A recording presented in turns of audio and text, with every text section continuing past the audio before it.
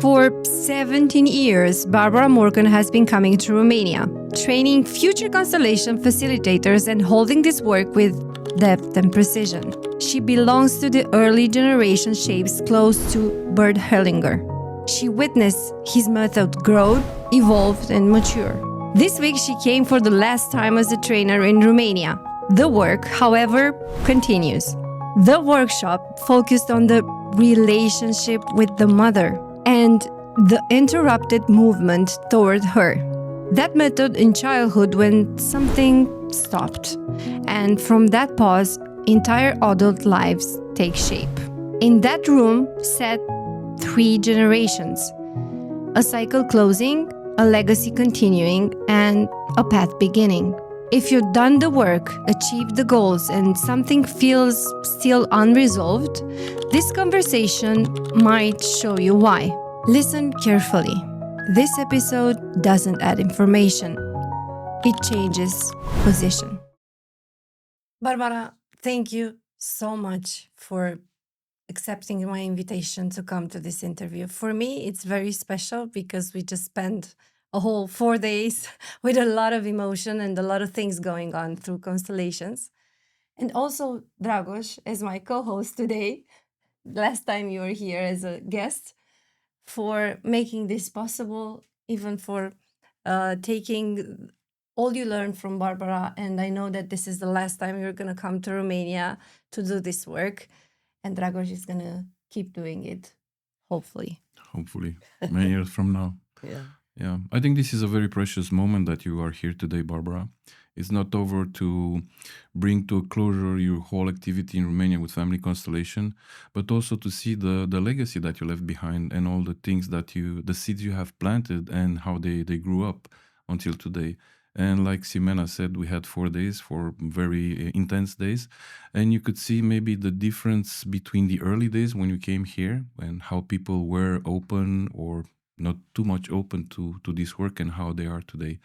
So maybe you can share a little bit about, this journey you had here in Romania and how you perceive now people as compared to the early days. Yeah, I see a lot of differences. When I first came here, Arel Makanu, he just rang me out of the blue. He'd seen me on the website. And he just said, hello, my name is Arel Makano. Would you consider coming to Romania to do some constellation work? And my initial response was, where's Romania? I know it's east somewhere. And I just said, yes, of course. And those early days were really interesting. There was a desperation in people to do the work, such that they would come and do one constellation, and then a few hours later on the same day, they'd be on the seat again wanting to do another one. So that was probably my first teaching, that if you do a constellation, it's such a deep process and it's touching your soul that you can't then dismiss it and immediately move on to something else, however many traumas you think you have.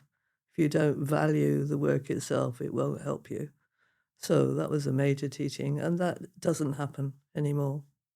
There are occasionally people who want to do more than one in 4 days, but people are much more measured about it. And I think it's, all credit to those of you who've passed it on and the legacy that I see, that there are a lot of people now imparting the values of constellation and how it helps most. Mm-hmm. So it's lovely to see. So would you say that people are more emotionally educated in a sense, or Yes. there's something different in the field?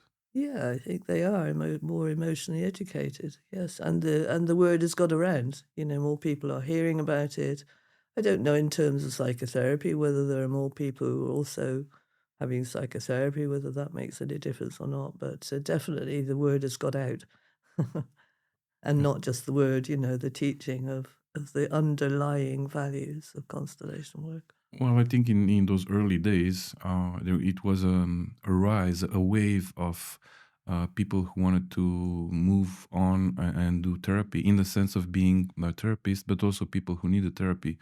And I don't know how much you know about the history of Romania in terms of therapy, but in the 70s, the University of Psychology has been cancelled by the regime. and has been reinstated after the 90s, after the revolution. So it was somehow a natural movement for people to reconnect to this profession of therapists, but also to look for therapy. And for a long time in Romania, if you were saying to see a therapist, people will think you're crazy. So it was this. So the desperation you saw, it's maybe linked to, you know, that place where people were somehow ashamed or afraid to go to therapy. And I think you brought something completely new, which was outside of the box, which maybe brought people to this work. Yeah, that makes a lot of sense. Yeah. And of course, if you've been part of an oppressed culture and you're suddenly set free, then you're going to look for whatever you can to help you. So yeah, I understand that. Yeah. And it's very different to our experience in Britain, which has been much slower, kind of organic growth, if you like. And there's a lot of hesitancy in Britain. Yeah, of People course. moving more slowly. Yeah. And we were talking about this these days, if you remember. And I think that the cultural difference between the West and the East is that here in Romania, for such a long time, the only thing we are connected to was to survive. Yeah. And that survival, constant survival mode led us to this desperation that you might have seen, and probably some other things that are still present in the culture and in the society today. Sense. Yeah. And I've had to adjust to that, the cultural differences, and it's been really educational for me. I can imagine. Yeah. I remember those days when you said we're starting at 10, and at 10 past 10 people are still outside. Absolutely, yeah. And there's still a trace of that. Yeah, a little bit. Here's the instruction. How can I get round it? Yeah. Because at some point this was survival for us. Yes, when we were set the rules. And I was born in 89, just when the regime collapsed. Yeah. So we had to break the rules or to course. go around them so we can survive. Yeah. And even the year that you came in Romania, it was 2009, right? It was when we were in full economical crisis. Right. So I don't think it was like a coincidence that you came just at the right moment. Yeah. Because it was a very hard year. Yeah. Interesting. Yeah, and I've seen a lot of the trauma that's here in Romania. You know, we did a few collective constellations, that show some of the trauma and the issues of, communism and the effect of communism and how people survived or didn't survive, were sent off to Siberia or whatever, So, yeah, it's been very, very helpful for me, educational for me, to see the contrasts. From constellation's point of view, if I'm watching you right now, how can I know that one problem that I have, it's not mine? Well, it is yours as well. Yeah, it's not either or. But we do it by asking few pointed questions about events in your life and what your ancestors went through. If they were part of communism, that's a major thing. Some were imprisoned, that sort of thing, lost their property. That can certainly have an effect on you now. And we find out by asking those, not what your story is, but what happened in your family. This is a very good one. I saw this 4 days that you kept the people in the facts and not in their story. And every time that they're going with the story, you were very firm on like, come back here, just look at the facts. Yeah, because our memory is not accurate. And I don't know how the police cope with that, but, the things that we remember are overlapped. They're not linear. And so it's really difficult to get clear from our stories what actually happened. And on top of that, families have huge secrets. A lot of families. There's a lot of shame around. In the olden days, I think it's less so now. So they covered up a lot of things. For instance, in my family, my grandmother, my father's mother, she had 7 children and 2 girls. And the first girl that died, the story was she died of diphtheria at the age of 5. My uncle, who lived to 102, said in a passing shot, "Oh no, she didn't die of diphtheria. She ran down the garden path and out the gate and down to the river and drowned." So that was the truth. That was the fact, what happened. Yeah. But the story was she had diphtheria because there was shame about the fact that she'd been neglected and gone down to the river. So loads of things like that. So you ask the questions, what happened?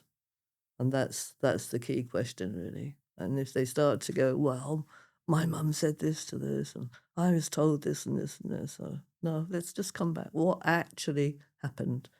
And once you have those facts, then you can get some clues about what's happening to the person now. So you link those facts to what it is they're bringing in terms of their problem.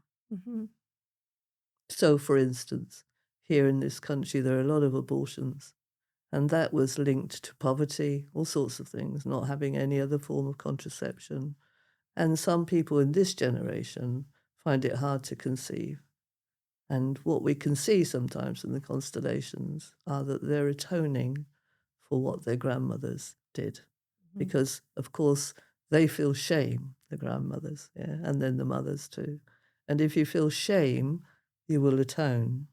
But, this is a controversial issue because abortion is a huge divisive issue in the world. And people make judgments about it. But you have to be able to get beyond the judgment and see the action and the consequences. And if you can do that, it frees you. But, of course, if you've got a grandmother who's already dead or not able to look at her aborted children because she feels shame, then there's a consequence of that. And the next generation or the one after will atone on behalf of the grandmother. So it's very sad to see that.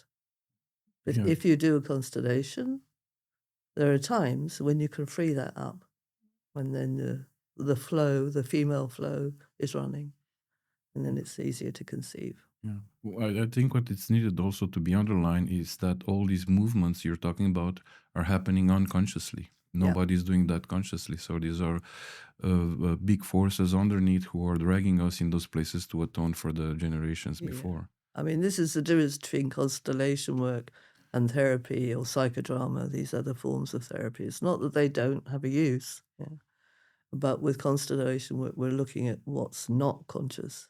The rest is conscious. So when you do psychodrama, you know what you're setting up, and it's on the surface, if you like. But with constellations, we're waiting to see what emerges from the field, and we call it the field. And the field is like the wider energetic field of the family. And you can see that with things like starlings and bees and termites, fish. They have a field around them which enables them to swim in the same direction, not bump into each other. We have the same field, but we're just not aware of it. But it's there when you're in constellations, and that's the huge gift we have from constellations, because you can step into that field and you can feel it. And you can sit in the outside circle and you can feel it. And so you'll pick up whatever is there in the constellation and you'll start to feel it yourself. And in that, you contribute for that family field. I know that you've done a lot of work on motherhood, and also you're an author of 3 books. Why motherhood? What was why did you choose to go this way? Because in the constellation family here in Romania, you are seen as all our mother. Like, you are the mother of all Romanians. Well, my own personal experience. My own mother was paralyzed when I was 3. She spent 7 years in hospital. So she didn't have the joy of bringing up her children. We saw her once a week, but I don't remember that. I remember the hospital. I don't remember seeing her. And then when she came home, I looked after her. I was her carer for 9 years till I left home. And so I became the big one. We know that word in constellation, we became bigger than my mother. And then as an adult, I really adored her. But every time I got close, I would pull away. I couldn't stay close. And now I reflect back on it. I see that I couldn't allow myself to feel the pain that she was feeling underneath. And my first constellation was an interrupted reaching out movement. I did that with Hunter Beaumont, who worked with Bert Hellinger, the founder. And it just transformed my relationship with my mother. And the next time I went to see her, she was in bed all the time by then. I just laid on the bed and put my head on her shoulder, and it was absolute bliss.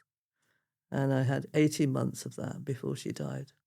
So, of course, that was the most dramatic effect on me of the constellation work. So that's been my main thing. I mean, of course, I've done lots of other things as well.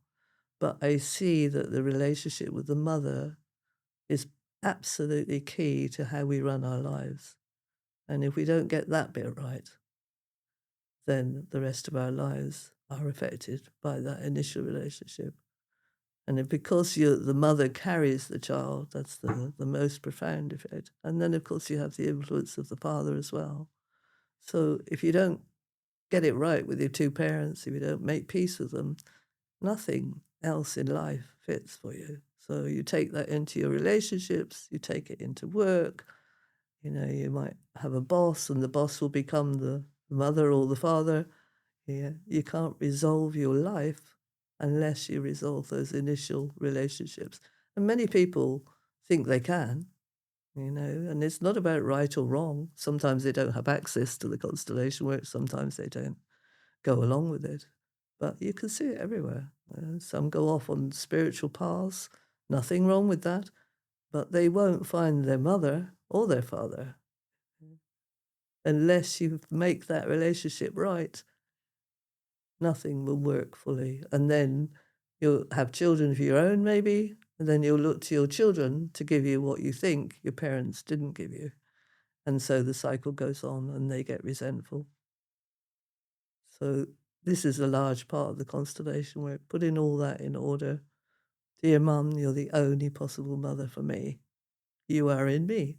Dear Dad, you're the only possible dad for me. You're in me. I would not be the way I am if you weren't the way you are. I take you as my mother fully. I take you as my father fully. And thank you for my life.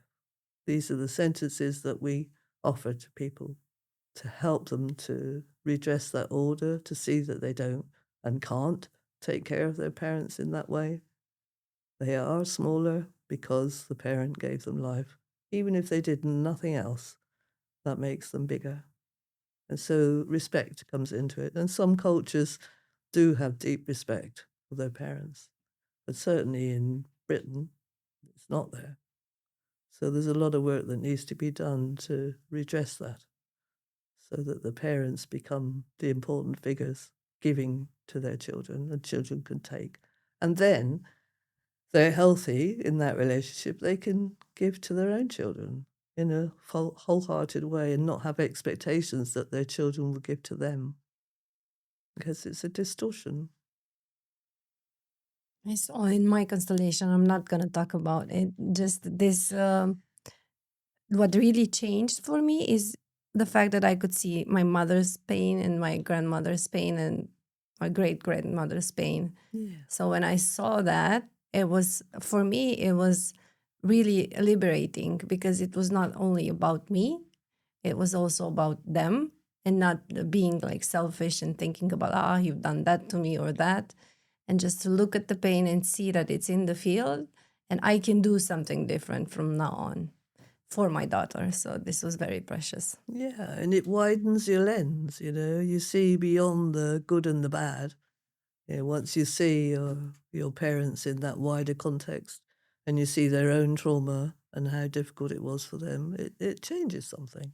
But of course, some people are so full of rage, they can't see that initially. So then they need to work on their rage first. Yeah, and then they can open their heart a little more and they can see the bigger picture. And for others, seeing the bigger picture is enough. Yeah, so it just depends on the individual.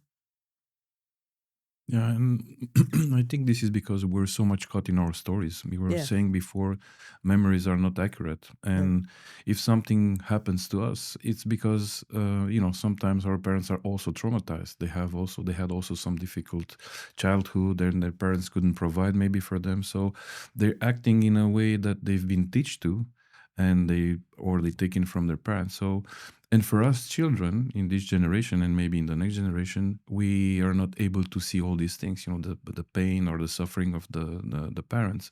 So what you just said before, you're the only mother that I can have. Those things we're forgetting about them because we're so much caught in the stories. Yeah. And maybe this thing of, you know, creating a space for ourselves and slow down and maybe look beyond the stories would help us in this sense. Yeah. And we can see that in constellation a lot.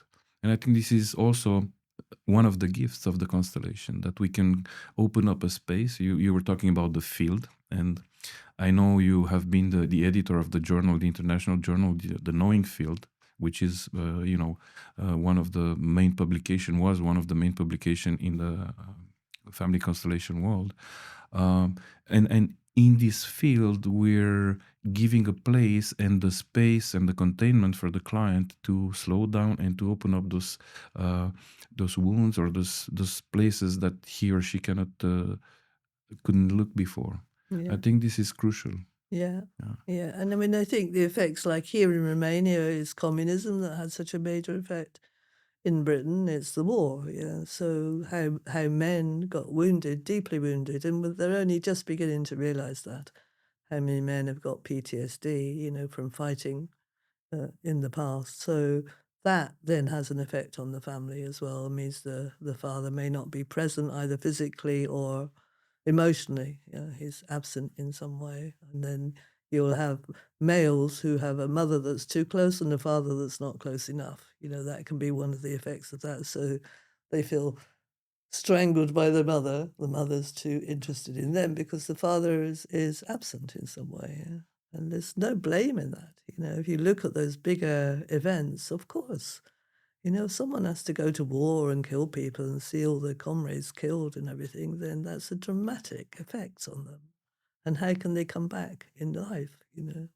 My granddaughter, funny enough, at the moment is getting very interested in the war. She's been to the Imperial War Museum and she's asked about my grandfather. He lost his arm in the war, in the First World War. He was in the Battle of the Somme. And his wife lost two brothers in the same week in that battle. I mean, that's a major effect. And then my father was in the Second World War. And I mean, he, funny enough, never stopped talking about it. But of course, he was traumatized in his own way. So all that has an effect on the family. And we don't know that until we see it set up and we see the bigger picture. So you saw the bigger picture with your mother, grandmother, great-grandmother. You can also see the bigger picture with the male side and how that's affected the whole family. Mhm. Yeah, that's that. But I think there's also so many other things that are affecting the family. Yeah. And you were talking before about the abortions here in Romania. That was a big thing. But there is also something else related to that. It's the abandonment. Yeah.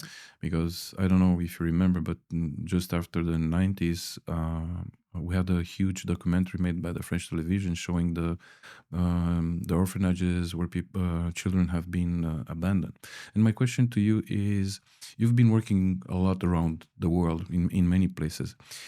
Is there something different or something specific to each place where you found this trauma of abandonment, or it's very similar all over the place you go? What are the aftermath or the mechanisms that are running inside of us when we're abandoned? Yeah, I mean, I think that it's, you know, it does vary from culture to culture, but there's also similarities. Like I've been to Lithuania. They also experienced being at the hands of the Russians, and there were many there who were banished to Siberia and they didn't know if they got back or that sort of thing, you know. And then I worked in France and Belgium, and they both are affected by the war. Belgium has a strange split in it, you know, the French side and the German side, so Flemish side. So those sorts of things. And India, you know, I've worked with people from India, Pakistan. You see how the macrocosm, you know, the bigger picture of the partition that Britain brought in that part of the world is affected in the family, you know. So you see splits in the family exactly the same way as that bigger split. And then if you work with people who come from the Caribbean, from the slavery countries, often the man, in the family is violent or absent. Well, when you look at that as part of the bigger picture of slavery, they were treated violently and they were taken away from their homes. So it's mirrored in the family. And once people start to understand that, there's a different acceptance of what is. And then people from colonial families who've been part of, their ancestors have been the colonialists, they suffer. Yeah? So often a man dies in his 20s, a son dies in his 20s, and they see that as the sacrificial lamb. Yeah? There's a way in which the perpetrators will suffer as well as the victims. So again, you see that the victim and perpetrator come together in that way if you get beyond the right and wrong of it. Of course, the perpetrator needs to accept the consequences of what they've done, and they might be in jail, this sort of thing. But in the end, there's a very strong bond between victim and perpetrator. And you have these strange stories, where I have a friend who's a white South African, and she and her two brothers were there at the time of apartheid. Their parents stayed behind, but one went to Canada, one went to Australia, and she came to England. And she married an Englishman and had 3 English children. Her eldest son is now in South Africa.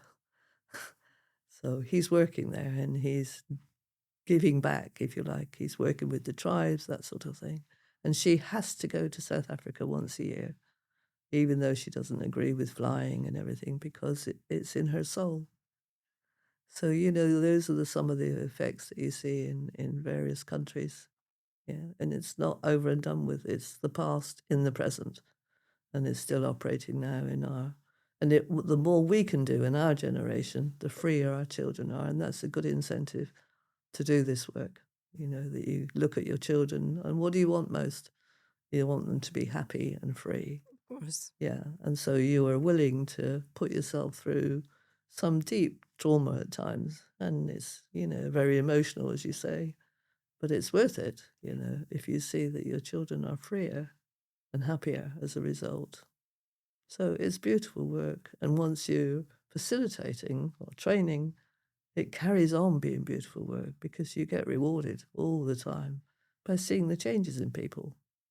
And people go away, some being infertile and they suddenly fall pregnant, or they haven't had a relationship and they suddenly find a relationship. It's lovely. It's really rewarding work because you can see the fruits of your work, And of course, sometimes it's not what you expect. Maybe somebody dies, but could be that that's peace for them. Yeah? And so you can't kind of make your own mind up about people. You have to do the work and then let it go and see what happens. Talking about facilitating, there's people looking at us today and maybe they're asking themselves, what do you need to be a facilitator? Or what one can do to do this work? And maybe you can share a little bit of your starting moments with this work, when you met this work.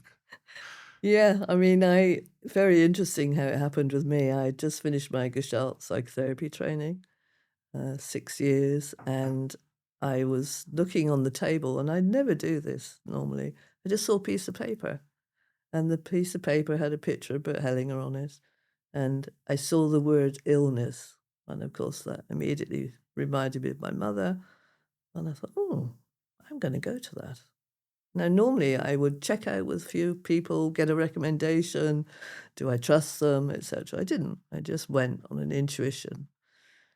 And when I got there were 200 or 300 people, and there were like a dozen people on the stage, I suppose. And I thought, oh dear, have I signed up for something where I'm going to be watching a theatre for 3 days? I'm going to be bored, silly. That was my first thoughts. But I sat towards the front. And I got chosen to be in the second constellation. And as soon as I stepped into that constellation, I was blown away by my experience. This is incredible. I am feeling things I've never felt before.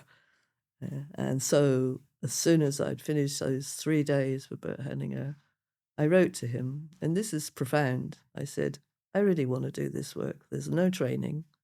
What do I do? And he said, all you need is to be at peace with your parents.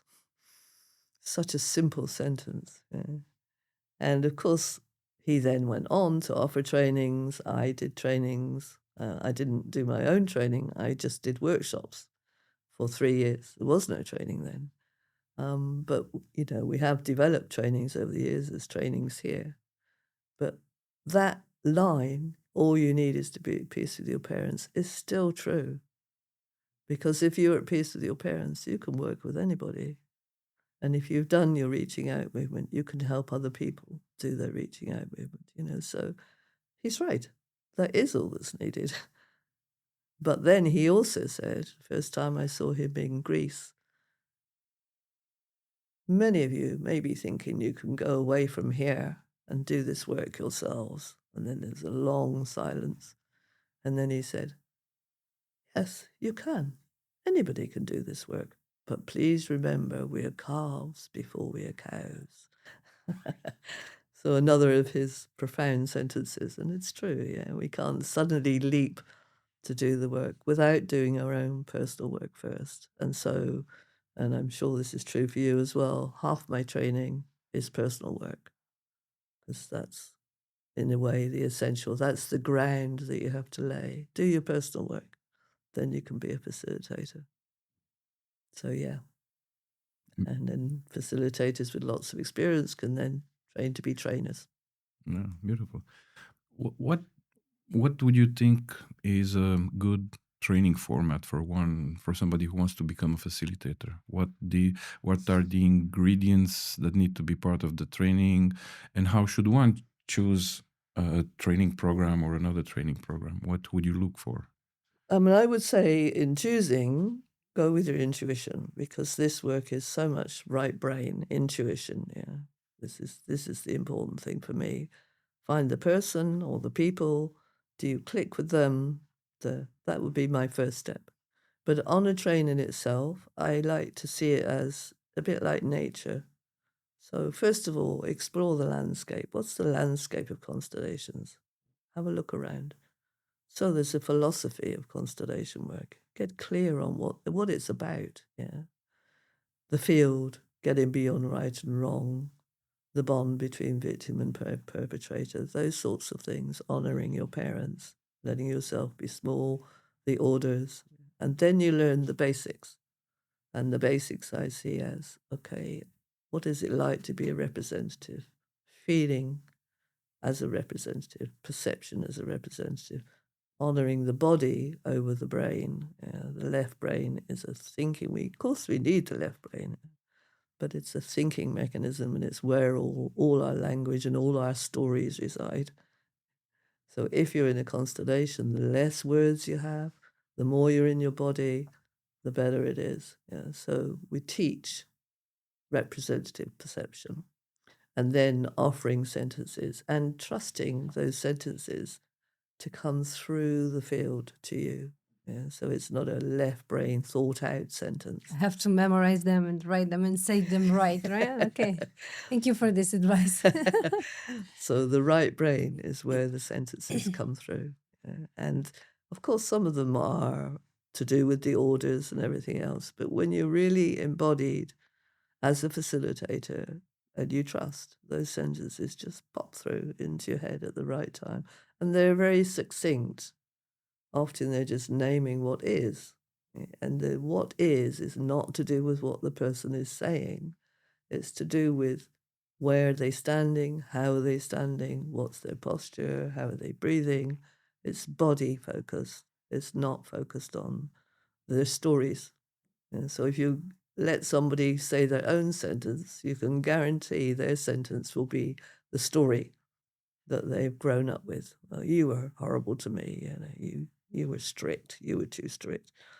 You wanted a boy and not a girl, that sort of thing. Yeah. Those are all stories. They're not the truth. The truth is in your body and how you hold yourself. My mother doesn't see me. Well, are you looking at your mother? Do you know if she's looking at you? Because you're looking down. How can you say your mother doesn't see you when you don't look at her? Maybe you're not seeing your mother. Yeah, those sorts of things. Giving emphasis to what's happening in their body. Because all trauma comes in through the body, through the right brain. It doesn't come in through the left brain. The left brain follows the right brain. And if you have that order, then it works. But of course, what happens is we have a trauma. It's in the right brain. The amygdala starts flashing with alarm bells. And then the left brain comes in prematurely with a story to calm the right brain down. But of course, all that does is push the trauma further into the body. So with the constellation work, we allow that trauma to re-emerge, to see that actually it's a good thing that the body shakes. It's a good thing to scream and shout and yell, to express that trauma. And then we can get to what's really there. Something really aligned with Empower Her and the message that I'm trying to create in this community is that we are disconnected from our body, even myself. So when I saw this example where this woman said, I don't want this, but her body collapsed. And then you said, it's not about what you want and that you want to be strong. Look at your body, that your body just collapsed to the ground. This means something, and listen to your body. That was very profound for me because normally we don't have time. We don't have time to listen to our body. We don't make time. Yeah. It's true. The body is undervalued. I mean, there are other things coming through which I think helping. Peter Levine's done something called somatic experiencing. So people can then train in really attuning with their bodies and other kinds of body therapies. I think anything that emphasizes the body can really help. But yes, that's what you're doing in constellation with. That's what you do as a facilitator. The first thing is, okay, feel into your own body and then look at the person next to you, the client. Look at their body. Are they breathing? Doesn't matter what they're saying. Are they breathing? Are they breathing in their chest? Have they got knots in their stomach? So ask about the body and let the body lead the way and tell you what's there rather than, the stories that they've become attached to. Sometimes the story is important, but for the most part, the most important thing is what is the memory carried in the body? And illness and pain and this sort of thing are memories in the body. Bert Hellinger, he did a constellation once where a woman had 11 illnesses. So he set up a representative for those 11 illnesses and they formed a circle around the client. And it turned out that the grandmother had 11 children that she gave away. Wow. So those 11 illnesses were representing the 11 children that had been given away. So sometimes with illness, it's an attempt to bring back an excluded person. Mm-hmm. And other times with illness, it's a barrier between yourself and your mother or between yourself and your father. So a lot of cancer, for instance, in women in their female organs and in men in their male organs is to do with the interrupted reaching out movement. So you say, and this is Stefan Hausner's work, I'd rather die than take my mother. I'd rather die than take my father. So I embrace the illness, consciously, of course, but I embrace the illness rather than make that movement. And that's tragic, And I'm sure if a lot of people realize that, there will be less cancer around. Cancer is rife. But that's a way to start. Okay, so are you rejecting one of your parents? You were talking before when talking about the body, how you look at your body as a facilitator, how you connect your body, but also looking at the client's body and looking at the breath and everything. So from what you're saying, this seems to be a very complex training or way of prepare yourself in order to be able to do this work. It's not only about, connecting to finding the story of the client or finding about the facts of the client, but also looking how the client is responding when he or she is sitting in that chair. So how do you take all the bits and pieces of information and you put them together in order to work with somebody and open up a constellation and maybe bring the client to some resolution? I'm looking really at my own body initially, and what's happening in my own body, because that's a clue. Because again, I'm in the field with the client. I have to watch I don't get caught in the field which means that I'm kind of in there without realizing I'm in there. I have to be in there with my own awareness. That's a good starting point, yeah. And just valuing the body and the movement of people. And of course, if you're in a group, I mean, you can do this work individually, but if you're in a group, you can use what you see in the group to support you. So if you're looking at the client, you're thinking, I don't know, is there maybe some suppressed anger here? That's what I'm intuiting. You know, I've been noticing that myself. Have a look around the group. Yeah, do they look angry? Often if they're yawning, that's to do with anger. If they're coughing, it's to do with anger. Then the group will support me in what I'm seeing, what I think I'm seeing in the body. Yeah. So that's the really important thing, is prioritize your intuition and then look for reinforcement of your intuition and make use of the group to help you with that. And then some people may be really expressing something in the outside circle. Bring them in. Yeah, and let them be part of the constellation, particularly if the constellation seems stuck. Like there are a lot of people standing around, but nothing very much is happening. It's like the energy is pinged out to the outside. So then you bring in the person on the outside circle who might be expressing it for them. And the important thing is to get to the heart and see if you can help the heart to open. And then you can feel that in your own body, like the relief when somebody touches the depths of pain that's there. So what you're saying is that everything is interconnected. Yes. The field, the group, the client, the body, the bodies. There are many bodies in a group, certainly. What is the role of the facilitator? Well, the word is itself really helpful, yeah? Yeah. You're wanting to facilitate what's there as best you can, to open up what's lying buried. Secrets, the big thing. And just to kind of show the energy that is unconscious to that point. But if you see it and you watch the bodies, then you can make it conscious. Yeah. And secrets, you know, if you set up someone to represent a secret, they will often show you through their movements, through what they experience in their bodies, what the secret is. But sometimes there's a family loyalty and the secret's not ready to be divulged, but at least you know there's a secret there. Yeah? And then sometimes it comes out afterwards. You know, it's not that you necessarily get a resolution, and this is important as a facilitator. You don't get a resolution necessarily in the constellation, and you have to be prepared to let that go. You know? You might stop a constellation at a pivotal moment. The person might be angry because they haven't got a solution, but then they go away and the constellation carries on afterwards. And then suddenly something comes left field, unexpected, and they feel better. I have some questions from people that never did constellations until now. They are curious, they want to try, but they're not very sure. And I think this is very valuable to address them, because in Romania, I think we're opening more and more to doing constellations and go to workshops. But there is fear involved, shame, maybe guilt, maybe they had some bad experiences before with therapy, not constellation necessary, but like being re-traumatized by some things that they did in the past.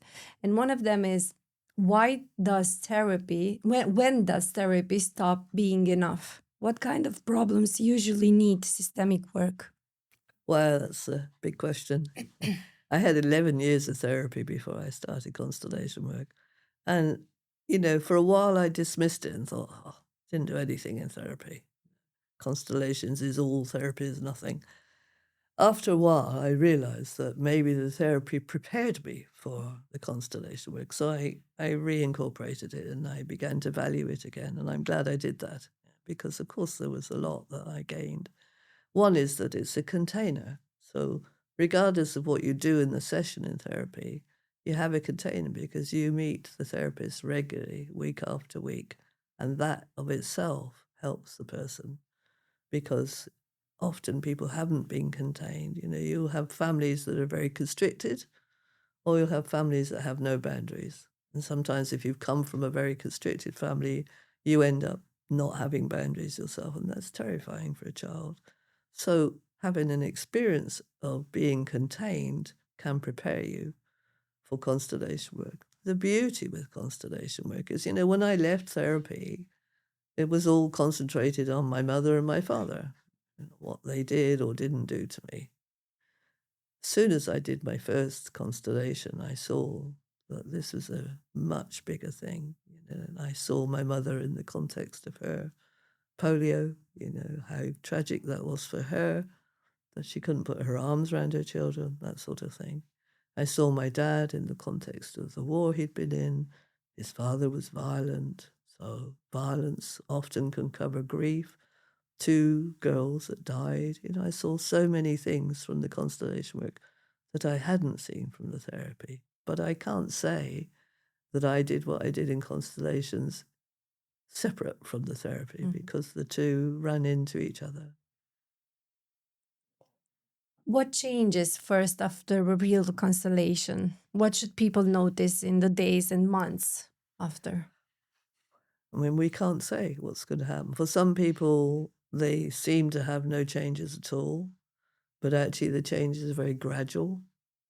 And then you might realize a few years later, oh, my relationship with my brother is different. This was something that I wasn't conscious.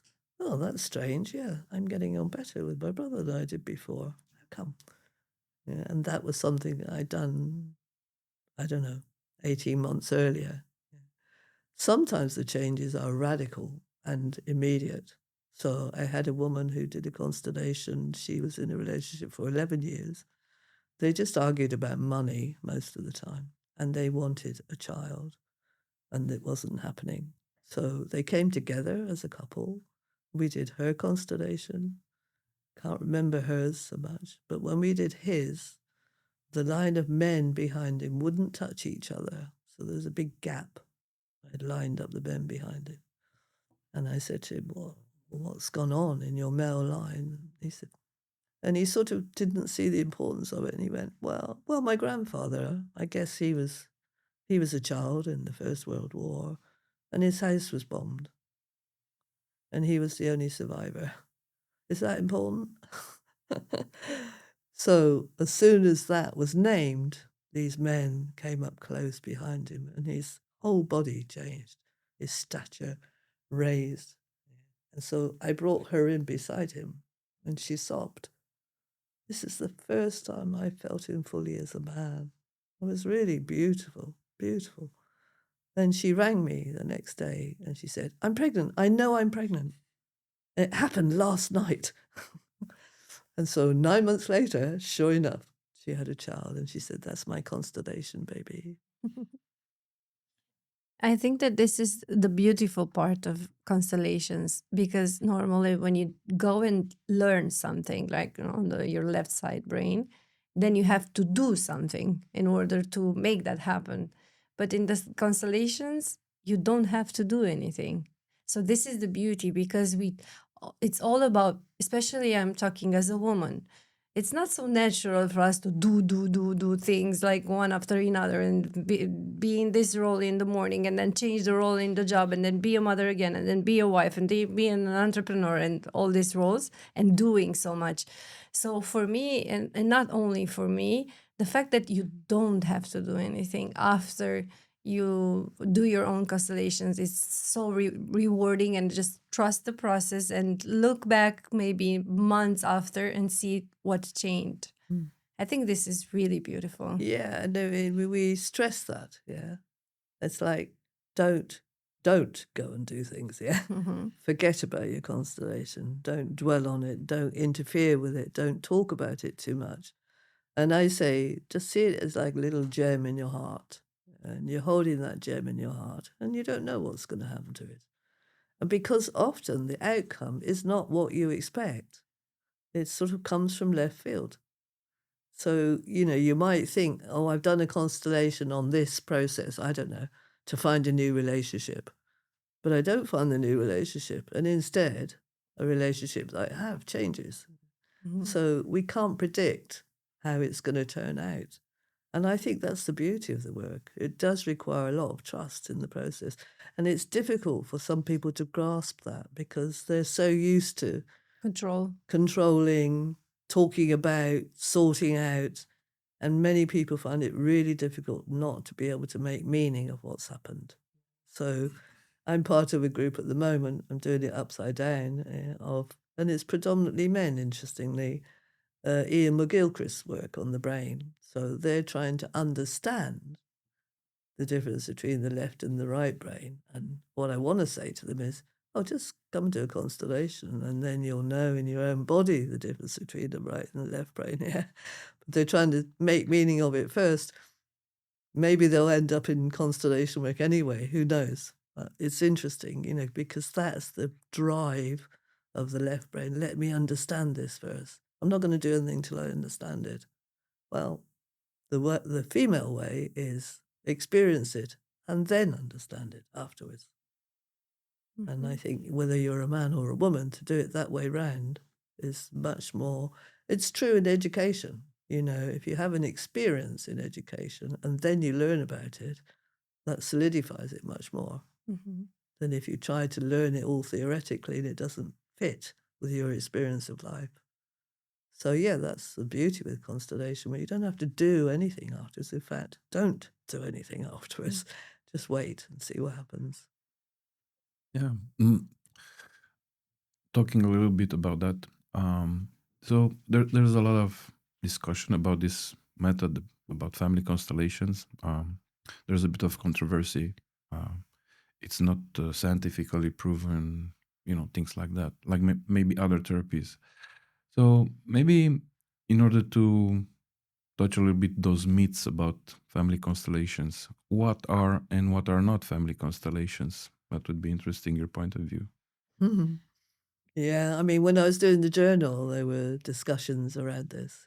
And there was a woman who was a psychodramatist, and she herself quoted the differences between psychodrama and constellation. So I think the main one is that it's an unconscious process. And the work is to bring to the conscious mind what is unconscious. And then the next thing is all these things that we experience in life are much bigger than we think, and that we are all utterly interconnected. And, as part of my training, I presume you do the same, I have a nature constellation module. Send people out into nature and see if they can really see that actually they're not separate from nature at all. We're part of nature, and it's not about us looking at nature. It's about seeing where we're inextricably linked to nature. So I do an exercise, which actually is a Gestalt exercise. Just wander around intuitively and find something in nature and bring it in. So you might bring in a twig and now become that twig. So you just talk as if you're a twig. Well, and initially it's all on superficial, like, well, I'm brown and I'm long and all this sort of thing. But if you keep going long enough, you come down to, and I'm a bit neglected, and I've not been very well looked after, and I was hidden under a whole load of leaves, So then you see how the piece of nature that you've intuitively chosen is telling you something. Or sometimes, I do a camp in the summer where we're in a yurt. Well, you get a lot of insects, and they'll come in, and a particular insect will latch onto a person, and they won't go. So I say, well, invite them, embrace them. What is that creature trying to tell you? And there'll always be something. Or the weather suddenly erupts. I had a man sit next to me. Suddenly the yurt was blowing here, there, and everywhere. And he said, oh, that's my rage. all the rain starts, Oh, yes, that's my grief. So weather is talking to us all the time. And what's happening in the world is we're trying to control nature. We think we're bigger than nature. We're trying to transform it into something or other. We're interfering. And actually, nature is who we are. So destroy nature, we destroy ourselves. People are talking about climate change, saving the planet. It's ourselves we need to save. And in that, we're also saving the planet. Mm-hmm. Who really benefits from a family constellation session if you're in a group? The person themselves, but their whole family. This is the beauty of the work for me. Like, there are people who are not involved at all. can have an effect. Yeah, but that's for the client who sits on the chair. How about the other people that are present in the room? Because there's this thought, oh, I'm going to go to this workshop, but if I'm not sure that I'm going to work, maybe I won't go. So maybe you can talk a little bit about that. Yeah, I mean, this is a myth for me. And there are some facilitators who advertise and say, you can come as a representative only and pay less. That's crazy for me, because it's just as valuable, if not more valuable, to be a representative or to sit in the holding circle as it is to be the client. Because as the client, you're invested. You have a clear idea what you want a solution, all this sort of thing. Get chosen as a representative. You don't know what you're going to be chosen as, or experience a constellation and you sit in the outer circle and suddenly you get this aha moment, like, oh my goodness, yes. I mean, I had one person who came I was working in a group of therapy rooms, and she saw my flyer on the table. She read it and she said, oh, I'm going to go home and ask my mother, are there any secrets in this family? So she just asked her point blank, do you have any secrets, Mum? And her mum told her, yeah, I do. Yeah, I had another man. I don't remember the details of that. But she didn't need a constellation. That was enough that she had just picked up the piece of paper and that edged her towards her mother, and she asked her mother the question, So there are so many benefits you can get from just being in a workshop, or not even in a workshop, just by picking up a piece of paper connected to it. So, for me, that's as much, if not more, than being the client yourself. You come away with something, you suddenly have a realization, or you might suddenly feel very upset when you're in the outer circle. So you're there as a collective. And I stress this, and people say, oh, I get worried when I'm a representative. Is this me, or is it the representation? I say, it's both. It's both. Because you might be there as a married couple. This is a really good example. And you don't want anybody to know you're a married couple. So you sit separately, you don't talk to each other. What happens? You get chosen as a married couple. And that happens repeatedly. People are chosen to be what they are. Yeah. Or somebody who's had a lot of abortions will get chosen to be an aborted child. Or someone who's had a miscarriage will get chosen to be someone who's had a miscarriage. Or lost a parent when they're a child, what do they get chosen as? The representative of the parent, or the representative of the child that's lost the parent? It's a gift every time. So don't think about, is this me or is the representation? It's both. Yeah, somehow you're bringing on the table this interconnection we were talking before. So when you're being chosen as a representative, in a way you've been chosen because your story is similar or is resonating with the client's story. And I think this is the gift of being a representative. You can stay in a place to look at your story from a different perspective, which you didn't have the chance to have it before. Exactly, yeah. And of course it emphasizes the fact that we're a collective. Exactly. And the more you see that you're a collective, you'll see themes. So you run a workshop, and what happens? Oh, there's loads of people here who've got miscarriages, loads of people here who are divorced. The themes start to emerge. So it's a really good example of this. I did a workshop where, for the first time, I had an equal number of men and women, 7 men, 7 women. The whole of the weekend, the theme was fathers, all the way through, till the very last one. The very last one was a woman who had an alcoholic mother. And we set up her lying on her mother's womb, and then several generations. I don't know if you've done this exercise. Not yet, but I The saw women the pictures. lying on their mother's wombs. And she was lying in this line of women, 7 women here. And I looked up and I saw the men equally spaced in a circle with their arms folded. And what I saw was, oh, they're guarding the womb. She's being reborn out of the neck of the womb. And it was so moving. And these men were very, sacred, in the way they were sitting. Nobody's going to interfere with this. That was my feeling. I got to the end of that workshop and I got a text from my brother saying, come now, our dad is dying. So I'd had this whole weekend where the theme was predominantly fathers until the very last one. where I saw the value of the interplay between the men and the women. And then I get a text to say my dad is dying, and he died 2 days later. Incredible. Who could have foreseen that? Yeah, probably nobody. But Nobody. It was part of the field. It was anyway. part of the field. Yeah, and I'm very grateful. That was an enormous gift for me. Beautiful. What makes a good facilitator? Humility, that's the first thing for me. Because if you start to get ego-driven, you won't be an effective facilitator. You really retain your humility and know that the work is much bigger than you are. So, I did a movement here in my last few days with you all to just turn and bow to the work to Bert Hellinger, because it's much greater than ours. So that's the number one. Number two is speak your truth. Don't pretend to be something you're not. If you're nervous, say so. Oh, I'm a bit nervous about this. Or, oh, I notice I'm feeling irritated with you. I wonder what that's about. So if you feel irritated with the client, tell them. Otherwise, it interferes with the whole field. So those would be my first two: humility and truth, and honor, and do the work yourself. Do your own personal work so that you're a step ahead all the time, because what you haven't done for yourself, you can't give the client. So maybe those are the three. Yeah. And trust. Trust the process, trust the people in the group to know what they're doing, trust the field. Everything belongs. So a barking dog. Oh, that's interesting. Why is that dog barking right now, this moment?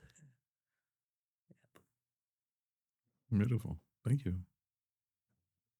This question is really powerful for me, and I think it's really good because I was asked to ask you, what's the real cost of not looking at your family system? What do people usually pay with overtime? Wow, that's a big one, isn't it?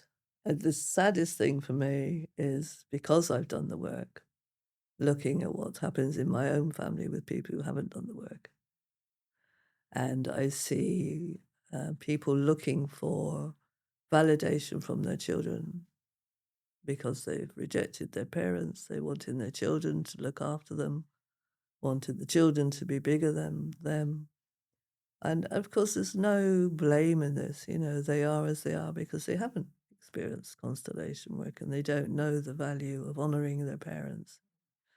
And I don't know if it's the same in Romania, but certainly in England, as you get older, and, I got my grandmother book still outstanding, and you get to be a grandmother. That in the olden days, elders were really valued, and now they're not.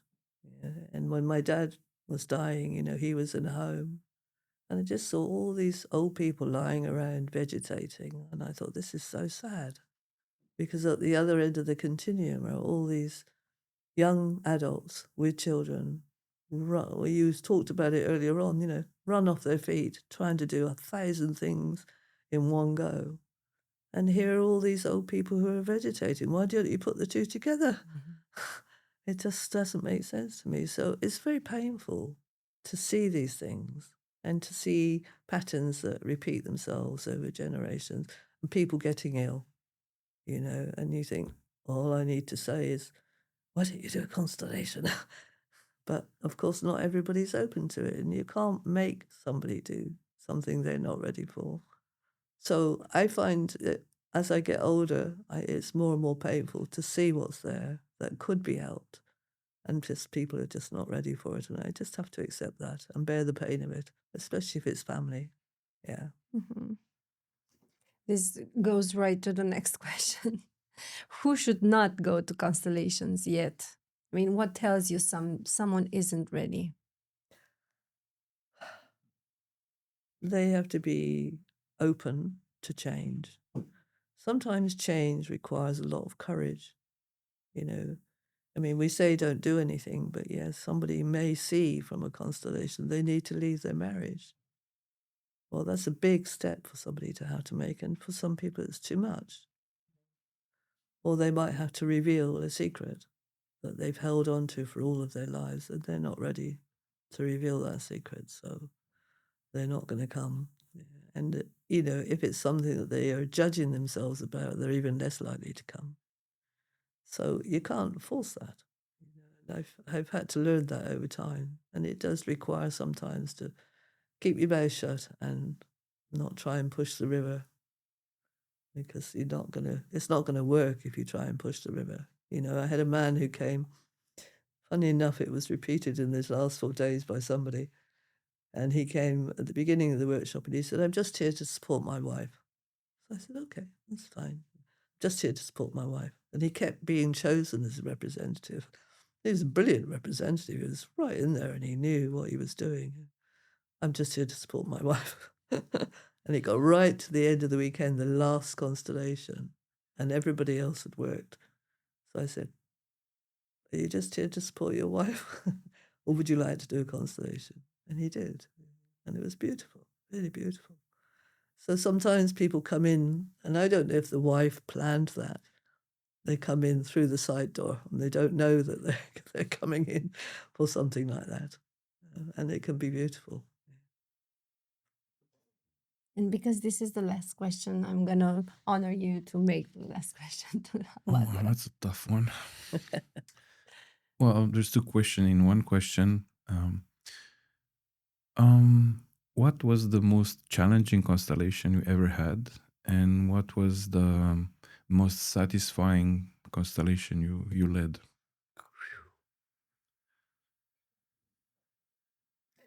Well, the most challenging and in the end, the most rewarding constellation I ever had was a guy who came to me. This is in my first book, actually. He came to me many, many times. I called him a workshopaholic. He had been an alcoholic, but he came every single time. And he was always on the edge of the group. His trousers were torn, his jumper was dirty, and people rejected him. It's very sad. And most of his constellations didn't have much energy, and he slept. He often slept in the group. And normally I say, "Oh, they're avoiding something." He one day said, "This is the only place I feel relaxed." But he was a challenge. And it was not satisfying doing the constellations with him, but I kind of sensed intuitively that he was aiming to get somewhere. And then one day he came for a weekend and he brought a rice pudding. And people loved this rice pudding. So then he changed his name, David, with a rice pudding. So he got a purpose for coming. He had a role, and he gradually started to change. His clothes were cleaner and tidier, combed his hair, this sort of thing. So he started to take care of himself. And then the last time I saw him, and this is quite emotional, I sat with him just touching my shoulder like this for at least half an hour. And the whole group sat in silence. And then right at the last minute, this tear, he'd never shown any emotion. This tear just trickled down his cheek like this. And then I intuitively brought this woman over in front of him. And she was somebody who'd suffered a lot. And I said to her, "Just look at him." And I gave him the sentences, "If I see you in the street, I will cross over the other side of the road. It's not because I don't want to talk to you. It's because I'm afraid. Please come and talk to me." And she said, "Of course I will." A week later, that man died. And I was really upset. And initially I was like, "Oh, what did I do? What did I do?" And then I thought, that's what he was aiming for, to reach out. And he did it. He got there. And then he could let go. That's how I made sense of it.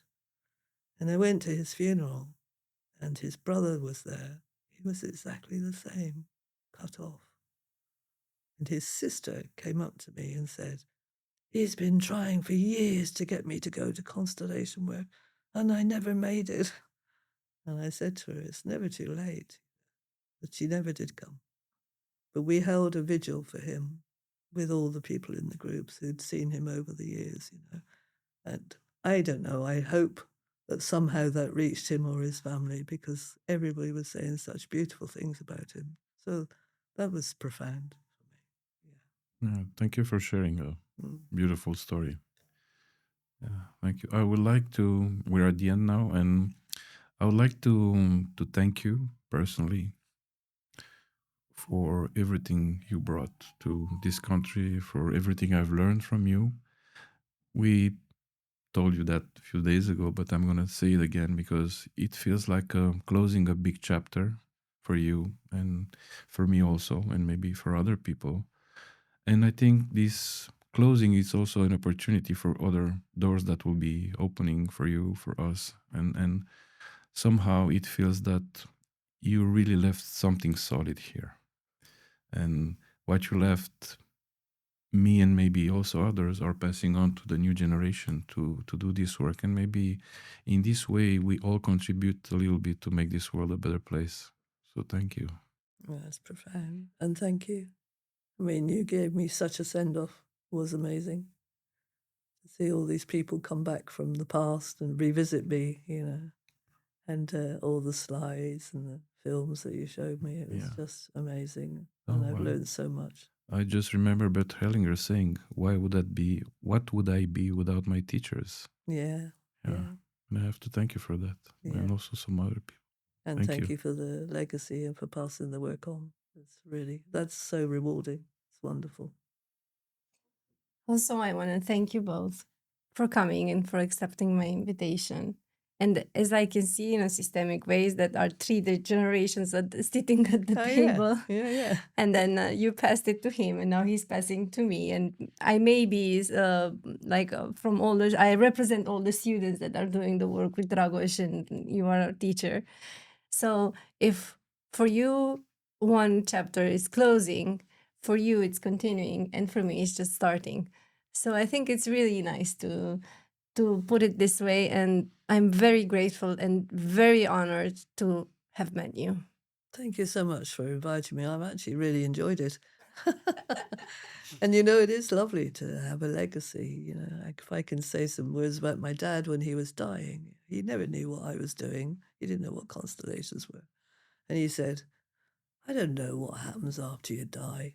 He said, "One thing that gives me comfort." He said, "I see myself with Bet, that's my mother, beside me, our 3 children in front of us, and our 9 grandchildren in front of them, and our 2 great-grandchildren in front of them.